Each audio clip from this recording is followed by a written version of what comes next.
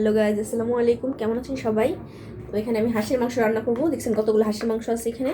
আমি সুন্দর করে বেছে ধুয়ে সুন্দর করে পানি ঝরিয়ে নিয়েছি। আর একটু পানি ছিল, ওটাও ঝরিয়ে নিলাম। এই তো পানি ঝরিয়ে নিয়েছি। একবার দেখছেন ফ্রেশ, একেবারে লুমটুম নাই। বাজার থেকে একবার ফ্রেশ করে নিয়ে আসছি, ওরাই করে দিছে, একেবারে পরিষ্কার। তো আমি এটা ম্যারিনেট করে নিব এখন।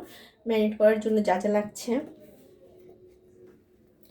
এখানে আছে আদা রসুন পেস্ট, বরফ হয়ে আছে, ফ্রিজ থেকে বের করছি মাত্রই, ভেঙে দিলাম, ঠান্ডা।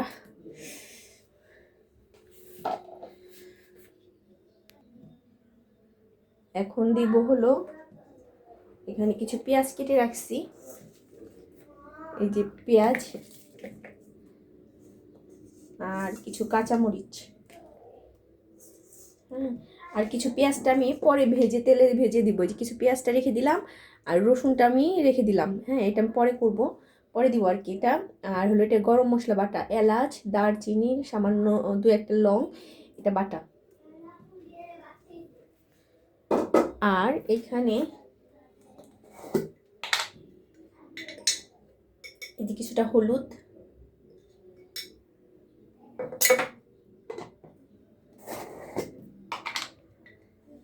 একটু মরিচ। আমি বেশি ঝাল করবো না, কারণ আমার পিচ্চি বাচ্চা খাবে, কারণ কাঁচামরিচও দিয়েছি। হাঁসের মাংস ঝাল হলে মজা লাগে, তারপরে যথেষ্ট ঝাল দিচ্ছি, পিচ্চি খাবে তো। আর একটু ঝাল দিলে বেশি ভালো হইতো। কাঁচামরিচও আছে, আর যে তারপর শুকনো মরিচটা অনেকখানি দিয়েছি আমি। ঝাল হবে, তারপর খাইতে পারবে না সে, তো আমাদের মজা লাগবে। তো বাকিটা লবণ, স্বাদ মতো আপনাদের পরিমাণ মতো আপনারা দিয়ে নেবেন। তো আমি একটু সরিষার তেল দিয়ে ম্যারিনেট করবো। সরিষার তেল দিলে টেস্টটা অন্যরকম আসবে হাঁসের মাংস। এই যে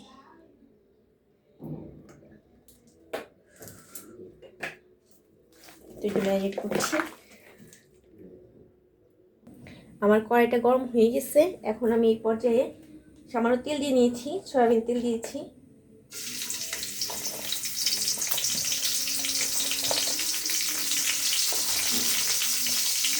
রসুন দিয়ে দিলাম, এটা তেজপাতা,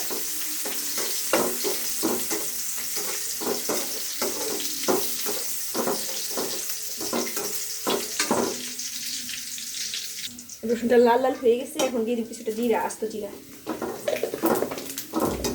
জিরাটা ফুটে উঠছে, এখন পেঁয়াজ, বাকি পেঁয়াজটা দিয়ে দিলাম।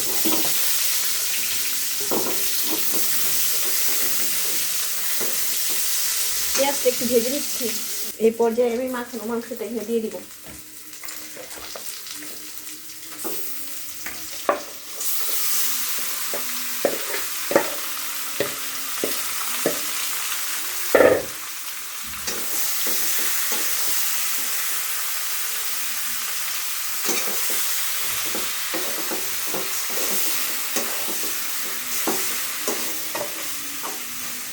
ভালো করে কষাবো। দেখছেন কালারটা কত সুন্দর আসছে।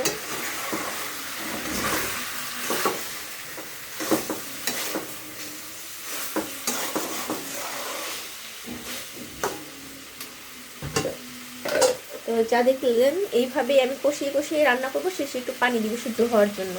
আমার হাঁসের মাংস হয়ে যাবে। যদি আপনি লবণ টেস্ট করে দেখেন যে লবণ কম, তো একটু লবণ দিতে পারেন।